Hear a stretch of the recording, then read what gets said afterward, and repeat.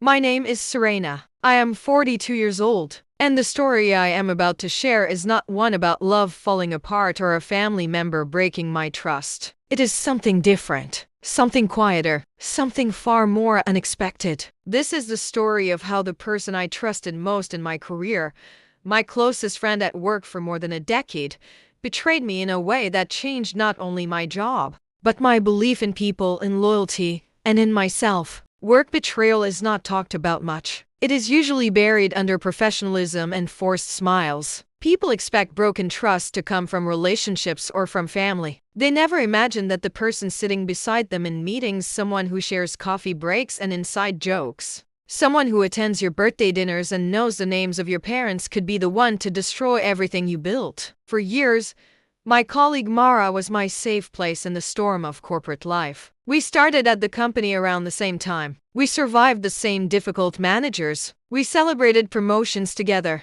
We shared long conversations in the break room about our dreams, our doubts, and the things we were afraid to admit to anyone else. She knew my strengths and my weaknesses. I knew hers. Together, we felt like an unbeatable team. If anyone had told me that she would one day be the reason I nearly lost my career, I would have laughed. Mara was my workplace sister, my anchor, my confidant, the one person who made long workdays feel bearable. But life does not always warn you before it changes everything. The moment my world shifted happened on an ordinary Monday morning. I had arrived early because I was preparing for an important project review. A huge opportunity, a presentation that could secure me the director position I had been working toward for 5 years. I walked into the conference room with my laptop bag over my shoulder, humming to myself, excited and nervous at the same time. That is when I saw it. A printed agenda on the table. Next to it, a project summary. And at the top of the summary, in bold letters, was a line that froze me completely. Project lead. Mara Collins. My name was nowhere. My throat tightened. My heartbeat thundered. I picked up the papers with trembling hands. The content was mine. My research, my design, my strategy, my data, all the work I had poured myself into for months. But the name written on it was hers. I stared at the page again and again, hoping I was misreading, hoping some logical explanation existed. But the more I read, the more the truth sharpened. Mara had presented my entire project as her own. My breath caught. A cold wave of disbelief washed through me. My pulse pounded so loudly I could hear it in my ears. I slowly backed up and sat down, gripping the edge of the chair to steady myself. This could not be real. This could not be happening. Not from her.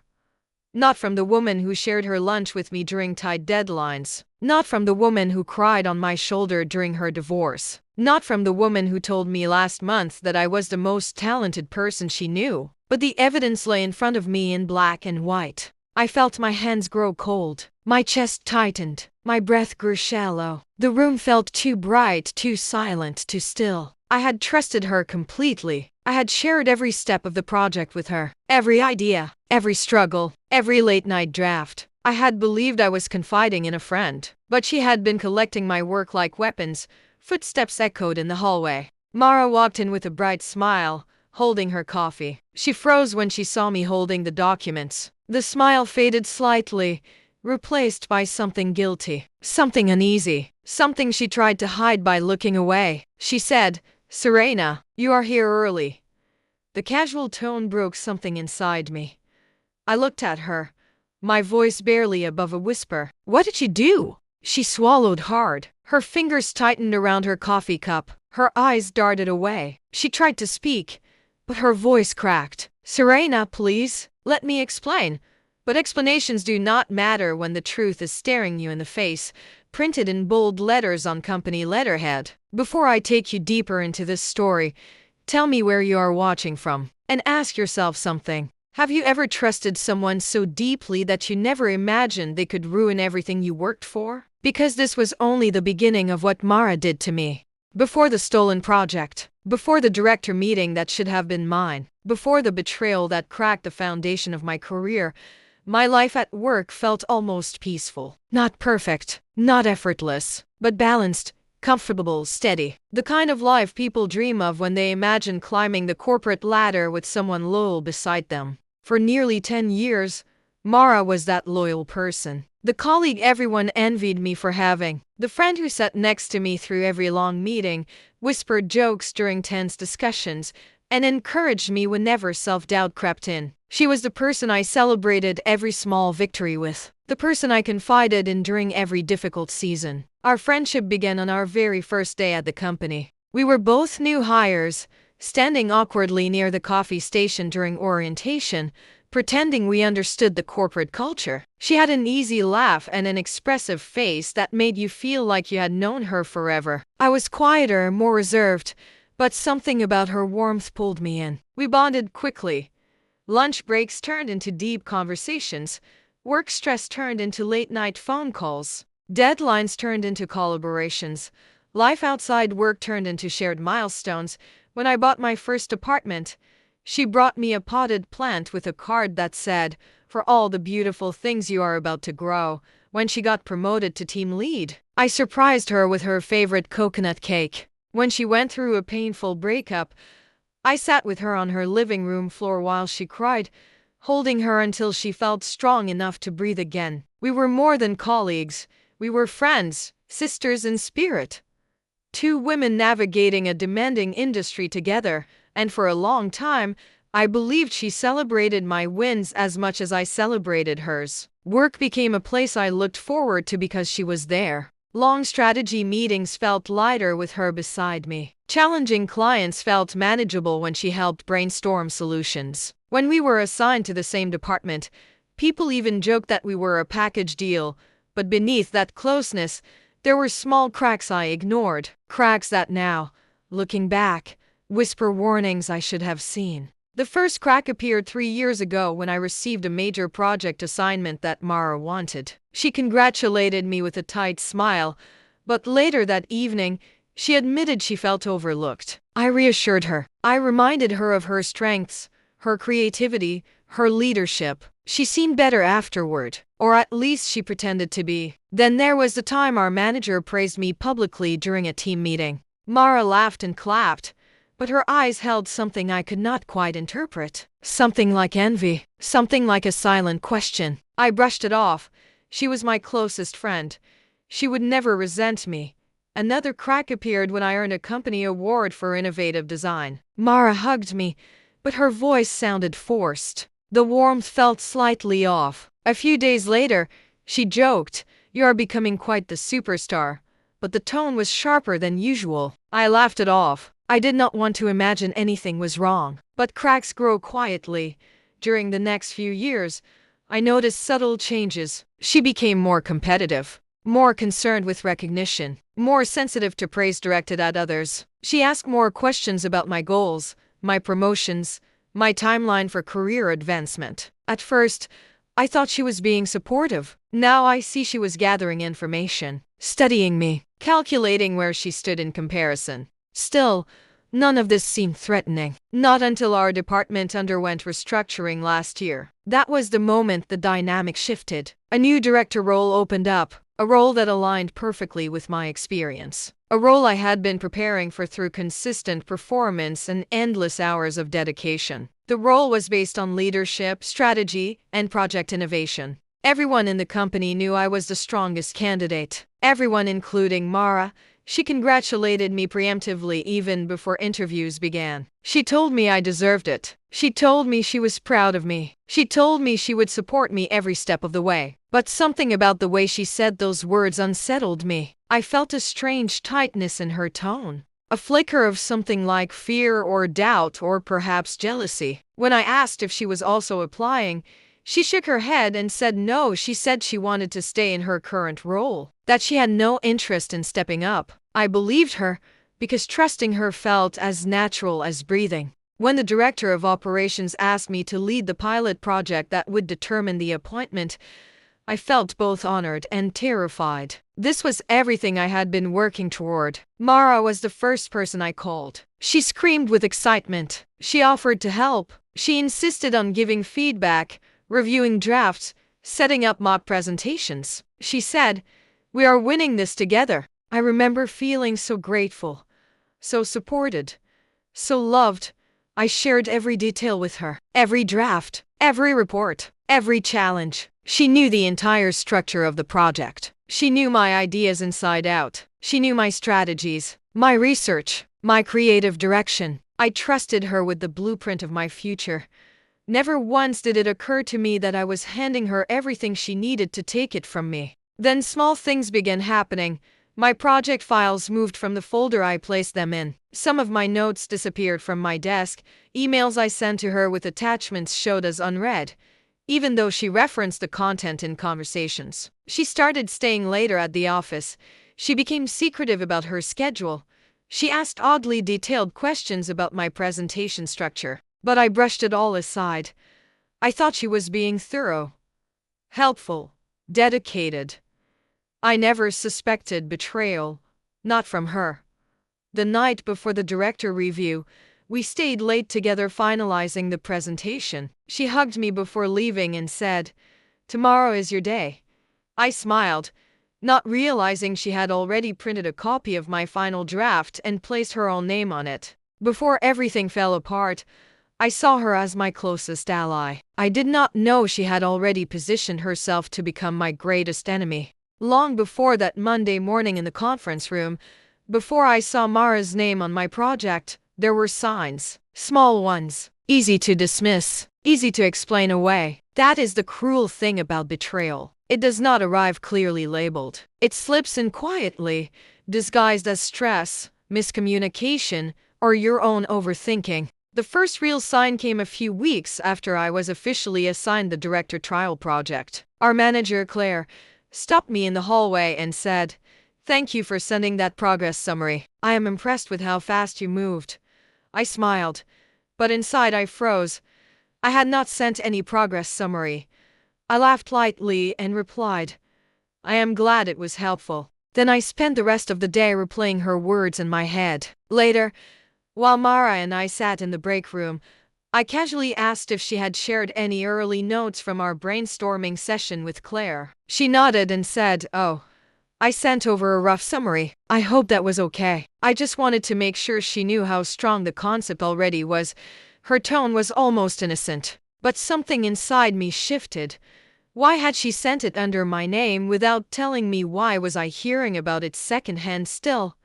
I let it go. Mara had always been proactive. I told myself she was just excited for me. Another sign showed up in the way she talked about the project with others. One afternoon, I walked past a meeting room and saw her inside with two colleagues from another department. They were laughing. Charts were spread across the table. On the whiteboard, I saw a phrase that belonged to my strategy, something I had written word for word in my notes. I opened the door with a smile and stepped in. They all went quiet for a moment. Mara recovered quickly and said, "Serena, we were just talking about your project. I was giving them a quick overview so they can support us later."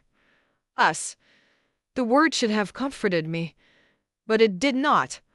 Her body language told a different story. She was standing at the front of the room, marker in hand, like a presenter. They were looking at her, not the empty chair where I might have sat. I laughed and made a light comment, but inside I felt a gentle tug of unease. The third sign came late one evening. We were the last two people on the floor, hunched over our laptops, editing slides for the presentation. At one point, I went to refill my water bottle. When I returned, I noticed my email window had been minimized. I had not touched it. Mara was sitting very still, eyes fixed on her own screen. I brushed it off as nothing, but later that night, at home, I checked my sent folder. There was a message I did not remember sending. A copy of my preliminary slide deck had been forwarded to Mara. The timestamp matched the minutes I was away from my desk. My stomach dropped. I stared at the screen, insisting to myself that there must be some logical explanation. Maybe I had sent it and forgotten. Maybe I had clicked something by mistake. It is incredible how far the mind will stretch to protect your belief in someone. Then came the way she began to speak to me about the project. She started saying things like, "You know, if you get this director role, everything will change between us. You will be my boss," or, "I am not sure I would handle that kind of pressure as well as you," or, in softer moments, "Promise you will not leave me behind when you move up." At first, I heard these as vulnerable confessions from a friend. But with each repetition, an edge slipped into her tone. Jokes about me forgetting her once I got the promotion. Comments about how the company had always favored me. Lines like, "You are the chosen one here," followed by a smile that did not reach her eyes. Then, a week before the review, she did something that should have made everything crystal clear. We had a call with an external partner who had helped me shape some of the data. The call was supposed to be quick, just a confirmation of numbers. During the call, Mara took the lead unexpectedly. She interrupted me, finished my sentences, and spoke about the project as if it were a shared creation. When the partner said, "This is one of the most polished proposals I have seen," Mara laughed and said, "We have been working very hard on it." With the word echoed. After the call, I teased her gently. "You were in full presenter mode there." She grinned. "Just warming up in case they ever ask me to lead something big, like this project of yours." She said it as a joke. At least, that is what I tried to believe. The final sign came 2 days before the director review. I passed by Claire's office and heard my name. I stopped just outside, not wanting to interrupt. Claire was saying, "If this project goes as planned, it will be a strong argument for promotion." Mara's voice followed. "Yes, it is a lot of work, but I am fully committed. I know what it means for my career." My chest tightened. For her career. Not mine. Not ours. Hers. I stepped away before they saw me, my mind spinning. I wanted to confront her right then. Ask her directly what she meant. Demand clarity. But my heart was still clinging to the idea of who she was to me. My closest friend at work. My ally. The person who had stayed late with me, supported me, cried with me, laughed with me. So I told myself I was overreacting. I blamed my own anxiety. I blamed stress. I blamed the pressure of the director position. I did not blame her. Not yet. It was easier to doubt myself than to doubt Mara. I think that is what hurt the most later. Not just that she betrayed me, but that I helped her do it by ignoring my own instincts. By the time I walked into that conference room on Monday morning and saw her name listed as project lead, the storm had already been forming for weeks. I was just the last one to feel the rain. The breaking point did not arrive with shouting. It did not come with slamming doors or whispered arguments. It arrived in the quiet way true betrayal often does. A single moment that slices through everything you thought you understood and leaves you standing in the ruins, breathless and unsteady. For me, that moment came in the conference room. After staring at the agenda with Mara's name printed at the top, I sat frozen for several minutes. My mind refused to make sense of what was happening. I kept reading the page again and again, hoping some hidden detail would appear that would explain it all away. But every line confirmed the same truth. She had taken my project. She had removed my name. She had claimed my work. And she had done it carefully, deliberately, confidently. I forced myself to breathe. Slow, quiet, controlled. Not because I was calm, but because panic in the workplace is dangerous. Especially for women. Especially for women aiming for leadership. I had learned long ago that emotional reactions in corporate spaces are judged differently depending on who expresses them. So I held my breath, steadied my voice, and waited. A few minutes later, the rest of the team walked in. Conversations filled the room. Laughter, footsteps, the familiar rhythm of a meeting about to begin. Mara entered last. She moved to her seat at the head of the table, the position reserved for the project lead. When her eyes met mine, I saw it: guilt, fear, and something colder: determination. She looked away quickly, pretending to adjust her laptop. The act was so normal, so practiced, that it made everything feel even more unreal. Claire walked in next. She greeted everyone, then clapped her hands together gently and said, "Let us begin, Mara, whenever you are ready." Mara. Not Serena. Not the person who built every part of this project. Not the woman who worked late nights and early mornings for months. Mara. My chest tightened painfully. I felt heat rising in my face, but I forced myself to remain still. I watched her stand. I watched her clear her throat. I watched her connect her laptop to the projector. Then the screen lit up. Slide one appeared. My slide. My design. My title. My opening line that I spent one full night perfecting, everything identical, except for one detail. Her name at the bottom of the screen. A few people murmured in admiration. Someone whispered, "This looks brilliant." Another said, "This must have taken so much work."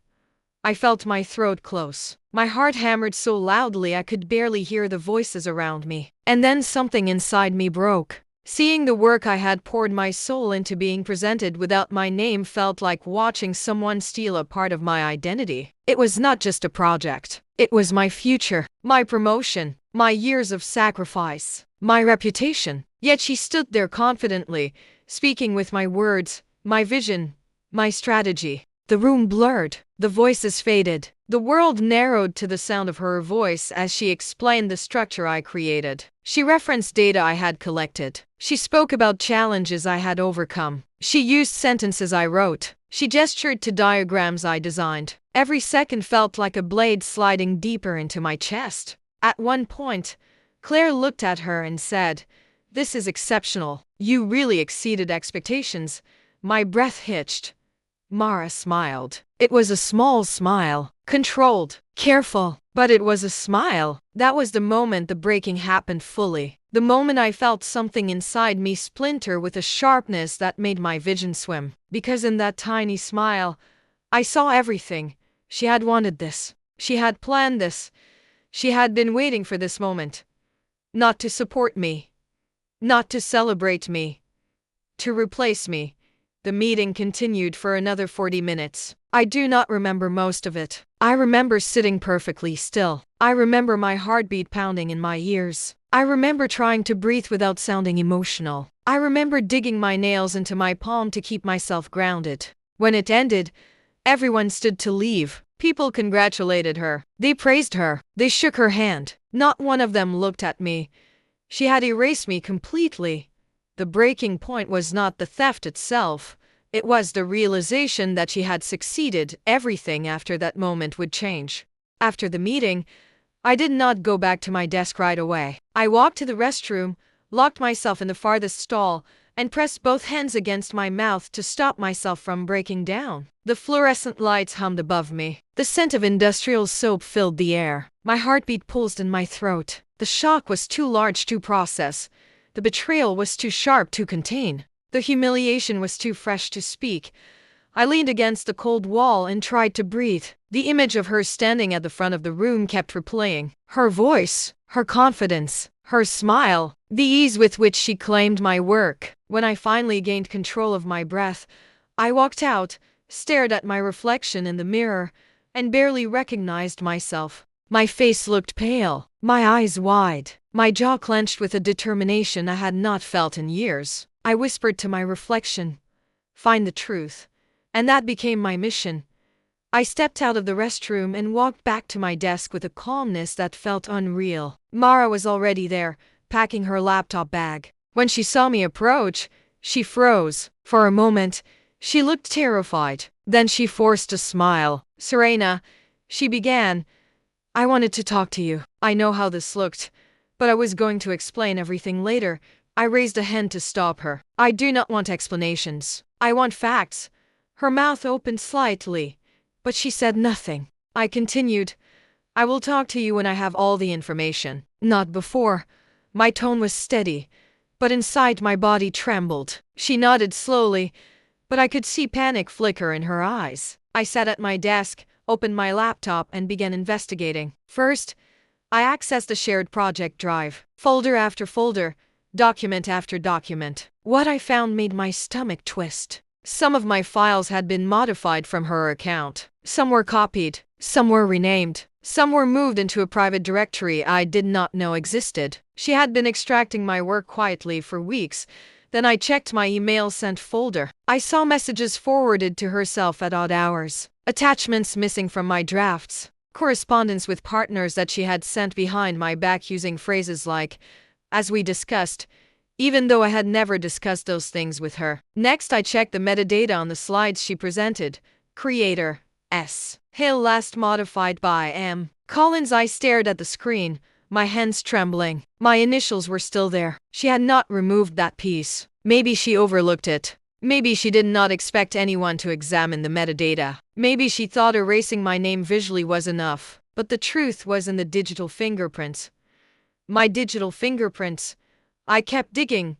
I found a hidden folder inside the shared drive that only had access through a link. The folder contained every single version of my project. Annotated, rewritten, repackaged. She had even added her own notes, phrased in a way that made it seem like she contributed when she never had. Then I checked the messaging platform we used. I scrolled back through our conversations over the past month. I noticed something chilling. She frequently asked for files at suspicious times. Late at night, early morning, times she knew I was not online, times she could download, copy, and reorganize everything without my noticing. Then I remembered something else.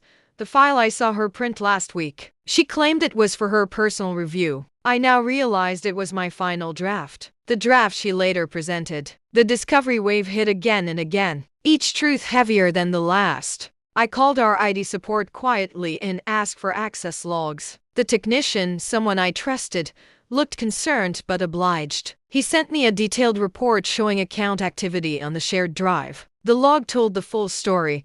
She had accessed my folder 47 times in the past 2 weeks. She had copied files 9 times. She had exported my entire project 3 days before the presentation. And the worst part, there was an access entry that took my breath away. A download timestamp during the exact 10-minute window I left my desk to refill my water bottle the night before the presentation. Her fingerprints were everywhere.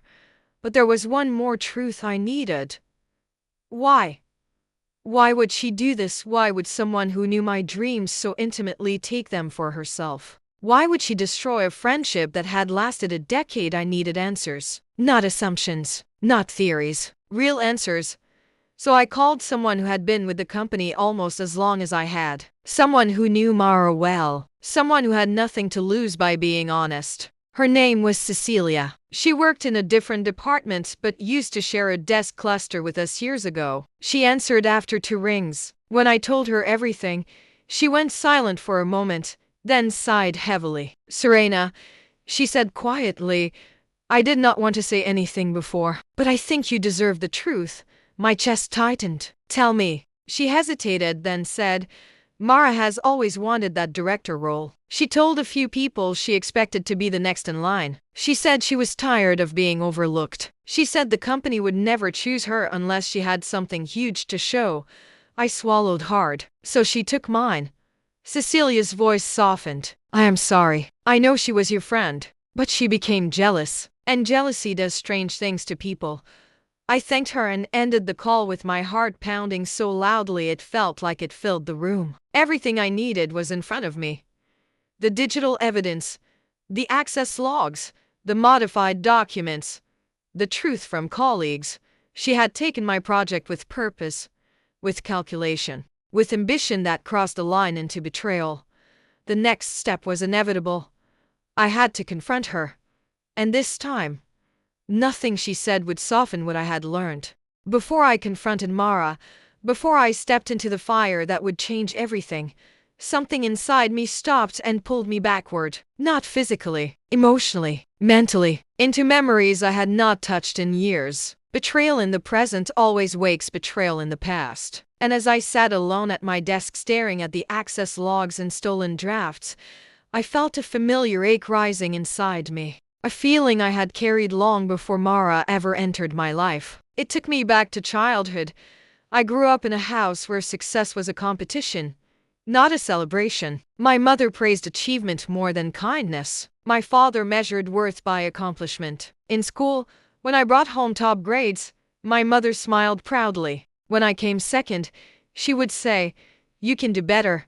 Even my small victories had shadows behind them. But the memory that resurfaced most clearly was about my cousin Elena. We were the same age and grew up almost like siblings. We took dance classes together. We studied together. We spent summers together. But no matter what I achieved, she always found a way to twist it. If I got a good grade, she said the teacher liked me more. If I won an art contest, she said I had copied ideas. If I received praise, she claimed it was undeserved. One year, I poured my heart into a school project. I created a detailed model of a community garden. I stayed up nights repainting it until it looked perfect. When I won the first prize, I was so proud. 2 days later, I found Elena in the playground surrounded by other girls, saying loudly that she helped me and that the project was mostly her idea. I stood there frozen, feeling something inside my chest collapse. She looked me straight in the eyes while saying it. No guilt, no hesitation, just a calm confidence that made it impossible to defend myself without seeming desperate.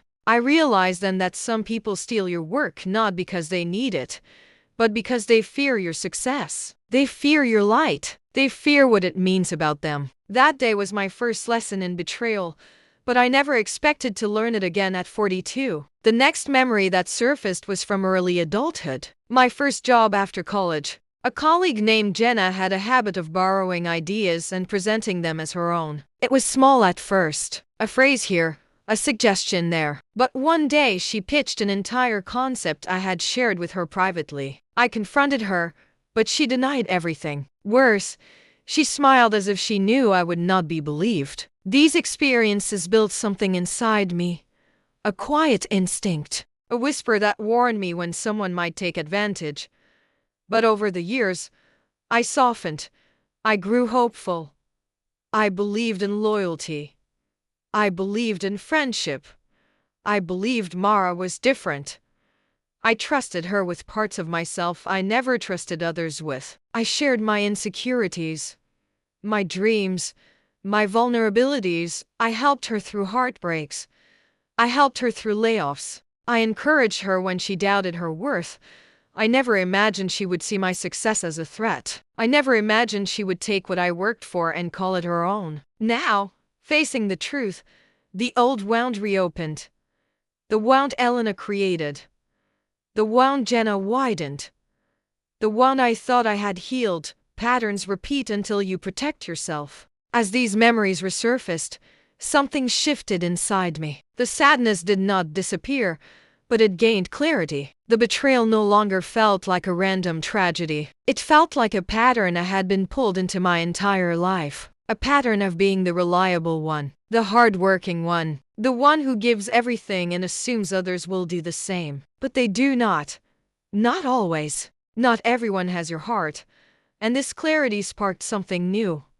A strength I had never allowed myself to fully embrace. A voice inside me whispered, "This is not your fault." Another whispered, "You deserve to defend yourself." I thought of my younger self in the playground with Elena, stunned and silent. I thought of myself at 23 with Jenna, hurt but afraid to speak. And I realized that confronting Mara was not just about saving my career. It was about breaking a lifelong pattern.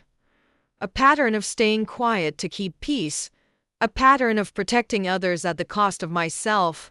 A pattern of shrinking so others would not feel threatened. Mara's betrayal hurt deeply, but it awakened something within me that had been waiting years to rise. Strength, clarity, self-respect, courage. This confrontation would not just be about the stolen project. It would be about reclaiming every part of myself that betrayal had tried to silence. I waited until the office cleared out. The lights were dimming across the open floor. Keyboards went silent. Chairs rolled back into place. One by one, people packed up and walked to the elevators until the entire floor felt hollow and echoing. Mara was still at her desk. She sat with her back to me, typing frantically, pretending she did not feel my presence moving toward her. But her shoulders were stiff. Her breath was shallow. She knew I was coming. I stopped beside her desk and said quietly, "We need to talk." She froze. After a moment, she minimized her screen and stood up slowly. Her eyes were glossy, wide, almost afraid. She swallowed hard. "Serena," she whispered, "I know how this looks." I cut her off. "You do not get to start with excuses." She flinched. The office was nearly silent now. Only the humming air system and the distant ping of an elevator filled the space. I took a deep breath, steadying myself. "I know you took my project," I said softly. "I know you exported my files. I know you forwarded my slides to yourself. I know you printed my final version and replaced my name with yours. I know you accessed a shared drive 47 times. I know you presented my work today." Her eyes filled with tears. "Serena," It is not what you think. I shook my head. It is exactly what I think. She pressed her trembling hands against her forehead. I was desperate. You do not understand. I needed something big. I felt trapped, invisible, like the company would never see me unless I made a move. I stared at her, stunned by how calmly she admitted it. So you took something that was never yours. She lowered her hands and looked at me with a mixture of guilt and defiance. You have always been the shining one here. Everyone loves you. Everyone praises you. You get opportunities I never even get considered for. I could not wait another year. I could not watch you get promoted again while I stayed behind. My chest tightened. So you betrayed me. She winced. I thought if the project succeeded, maybe I could convince them to put us both on it. Maybe you would understand. I let out a slow breath. Understand what? That you stole my future? She looked down. Tears slipped down her cheeks. I did not want to lose you. The words stung more than anything else she said. Lose me. As if that was justification. As if taking what I worked for was a way to keep me close. I stepped around her desk and stood directly in front of her. I trusted you. I shared everything with you. I believed you were my friend. And you used that trust to take my work. Her voice cracked. I made a mistake. I clenched my jaw. This was not a mistake. This was a series of decisions. Every file you took was a decision. Every email you forwarded was a decision. Every time you practiced my presentation in front of the mirror was a decision. She gasped softly, realizing I had seen everything clearly. I continued. You had months to stop. You had countless moments to tell me the truth. But you did not. You hid it. You planned it. You waited for the right moment. Mara sank back into her chair, hands shaking. I am so sorry. Please, let me fix this. I stared at her in disbelief. Fix this? You already stood in front of the entire leadership team pretending to be me. You already claimed my work. There is no fixing this. She reached for my hand, but I pulled away. Her face crumpled as if the rejection hurt more than the confrontation itself. I never thought you would find out, she whispered. That sentence sent a cold shock through my body. I never thought you would find out. Not. I never meant to hurt you. Not.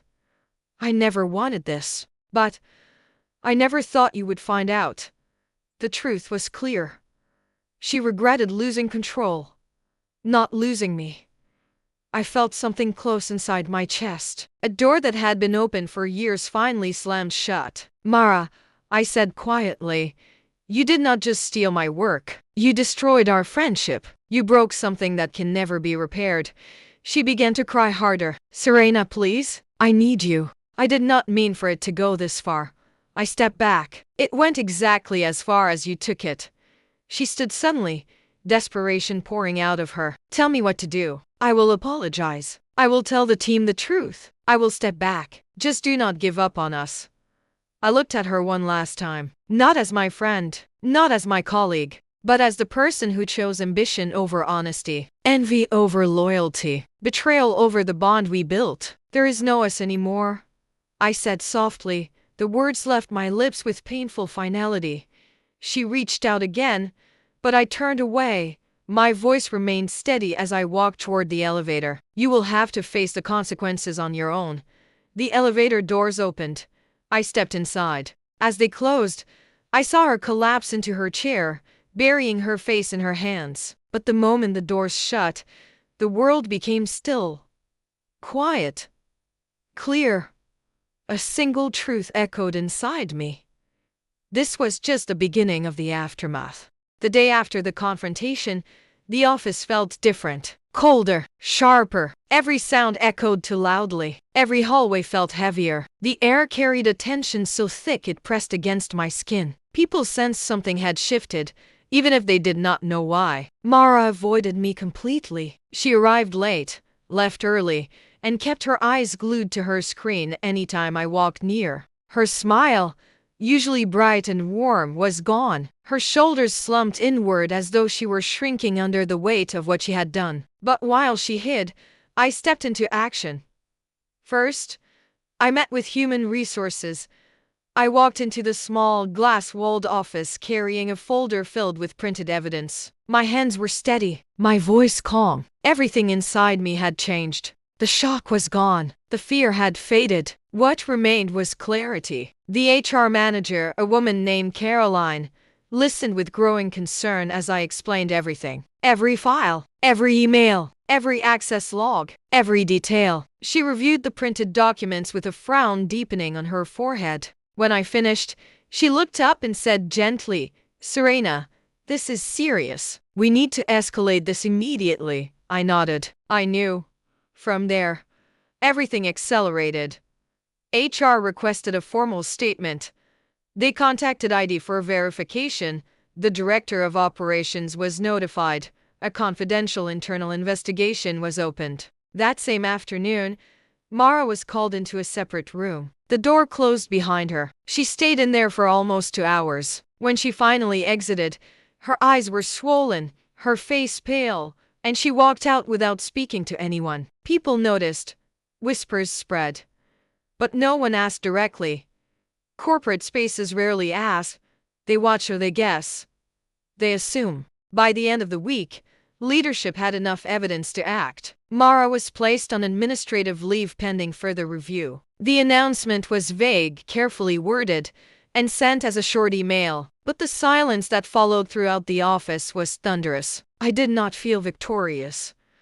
I did not feel relieved. I felt something different. Something quiet and heavy. Grief. Losing someone to betrayal feels like mourning a person who is still alive. I had to walk past her empty desk every day. The seat where she used to sit beside me now felt like a grave of memories. Coffee breaks were lonely. Team discussions felt hollow without her voice. It was strange to miss a person whose actions had shattered me, but emotions are not simple things. In the middle of this storm, I still had work to do. The director project continued. Leadership asked me to take over the presentation and deliver it again properly, this time with my name on it. I spent long nights revising slides, restoring deleted notes, and rebuilding parts Mara had altered. During those nights, I was forced to confront the real cost of her betrayal. The lost hours, the stolen effort, the broken trust, the emotional weight. Yet there was also something empowering about taking back my project. Each slide I corrected felt like reclaiming a piece of myself. Then one morning, I received an email from Claire asking me to meet her in her office. My pulse quickened, but I maintained a calm exterior. When I entered, she motioned for me to sit. She looked at me with something warm, something encouraging. "Serena," she said, "I want you to know that your work has always spoken for itself. This situation is unfortunate, but it does not diminish your value or your leadership. We see you, and we appreciate how you have handled this." Her words hit me harder than expected, not because they flattered me, but because they contrasted so sharply with the silence I had endured from others in my past. Then she added, "We will be moving forward with your candidacy for the director role." For a moment, I could not breathe. A swell of emotion rose inside me. Not joy exactly. Something deeper. Vindication. Validation. Strength. I thanked her quietly and left the room with tears threatening to fall, but not from pain this time. A week later, the formal decision arrived. Mara resigned. The investigation report confirmed everything. She had copied files. She had accessed private documents. She had misrepresented herself. She had violated ethical standards. Rather than face termination, she chose to leave on her own. When the announcement went out, the office buzzed with speculation. I stayed silent. I did not feel the need to explain anything. The truth was already documented where it mattered. Still, that night, I sat in my car and cried. Not for her, not for the loss of a friendship, but for the version of myself who once believed loyalty could protect you from harm. For the girl inside me who trusted too easily and forgave too quickly. For all the years I had spent shrinking myself to make others comfortable. The aftermath hurt, but something else began to rise through the pain. Strength. Clarity. A new beginning. The storm was not over yet. But for the first time in weeks, I felt like I could breathe again. Healing after a workplace betrayal is not dramatic. It does not explode into clarity or crash into forgiveness. It moves slowly, quietly, almost shyly. It comes in small moments that feel fragile at first but grow stronger with time. And that was exactly how my transformation began. The first shift happened on a Tuesday morning. I walked into the office expecting the usual heaviness, the usual ache in my chest, but something felt different, lighter, softer. As I set my bag down and opened my laptop, I noticed I was breathing normally again. My shoulders were not tense. My jaw was not clenched. The space beside me, once occupied by Mara, felt less like a wound and more like a reminder of what I had survived. That tiny sense of peace settled over me like a warm blanket. I held onto it. In the weeks that followed, I began rebuilding not just my project, but myself. I spent extra time in the family house on weekends. I bought new plants. I rearranged my living room. I changed my morning routine. I reconnected with hobbies I had forgotten, like reading poetry before bed and making fresh tea instead of rushing through my mornings. I started journaling again, filling pages with honest reflections instead of burying my emotions. Therapy became a guide through the quiet storms inside me. My therapist helped me see that the betrayal I experienced was not only about Mara. It was about every time I had silenced myself. Every time I had allowed others to take from me. Every time I believed I had to choose loyalty over boundaries. Every time I played the supporting role in other people's stories. She said something that stayed with me. You were taught to be the dependable one. Now learn to be the protected one. That line changed something deep inside me. I began setting boundaries more clearly. I stopped explaining myself when it was unnecessary. I stopped saying yes to every request. I stopped bending to protect others from discomfort. For the first time in my life, I let myself take up space. Colleagues noticed the change. They approached me with new respect. They trusted my leadership. They asked for my guidance. As I stepped more firmly into my confidence, something unexpected happened. People who once overlooked me began to recognize my voice. They invited me into important conversations. They valued my opinions. They treated me as someone who shaped the direction of the team. A few weeks later, I led the director project presentation again, this time with my own name on every slide, my own voice carrying every idea, my own presence commanding the room. When the meeting ended, the applause felt different. It did not feel like politeness. It felt earned, and for the first time since everything happened, I believed it. Outside of work, my friendships deepened. The real ones. The ones built on honesty and support. I surrounded myself with people who celebrated me without envy. People who clapped for me without questioning whether they deserved the applause instead. People who did not shrink from my success. I also learned something even more important. I learned that forgiveness is not always required for healing. Sometimes healing is simply accepting what happened, understanding what it taught you, and moving forward without carrying the weight of someone else's choices. One evening, I stood in my apartment looking out at the city lights. The sky was fading into soft shades of pink and gold. As the breeze drifted through the open window, I realized that despite everything, I felt grateful. Not for the betrayal, but for the person I became after it. I became stronger, wiser, more grounded, more honest with myself, more protective of my own light. I had walked through something painful, but I did not lose myself. I found myself, and in the silence of that moment, I finally felt ready for the next chapter. Not as someone defined by betrayal, but as someone defined by resilience. Standing at this point in my journey, looking back at everything that happened, I finally understand something I never grasped before. Betrayal in the workplace is not just a professional injury. It is a personal wound. It shakes your confidence. It twists your sense of judgment. It makes you question your value, your instincts, and even your relationships. It leaves you wondering how someone who sat beside you for years could choose ambition over honesty, envy over loyalty, and opportunity over the bond you believed was real. But in that pain, something powerful begins to take shape. The truth is this: when someone betrays you, they do not break you. They reveal who they were all along, and they reveal who you are capable of becoming. I learned that my worth is not determined by anyone else's actions. I learned that my future cannot be stolen by someone who only understands shortcuts. I learned that protecting my work, my boundaries, and my peace is not selfish. It is necessary.